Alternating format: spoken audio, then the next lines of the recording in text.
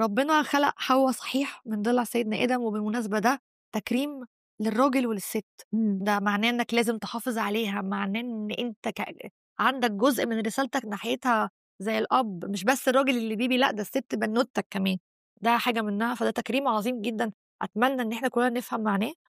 ومن ناحية تانية خلق الست دي، الراجل هو المسؤول، هو اللي بيطلع يجيب الأكل من زمان، منذ قديم الأزل وهو بيصطاد. بس الست عندها بتقعد في البيت لوحدها، بتحمي العيال من الناس الغريبة اللي أو الحيوانات الغريبة اللي ممكن تهجم عليهم والراجل مش موجود، تربيهم، تطبخ، بتوفر حاجات في البيت، بتوفر كيان. هو طالع يجيب الرزق، هي بتعمل كيان. الكيان ده بقى يستلزم ايه؟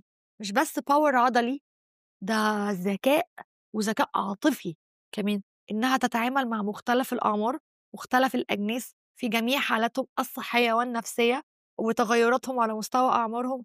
فده معناه إن الست مش إنسان، الست هي اللي بتربي الراجل اللي إحنا بنقول عليه السند، ما هي اللي بتخلفه على فكرة. ما هي أصل البيضة ولا الفرخ؟ ما أنا محتاجة السند، وبحب الراجل واتجوزه عشان هو السند، وأحاول يكون موجود في حياتي السند، بس اللي خلفته ست.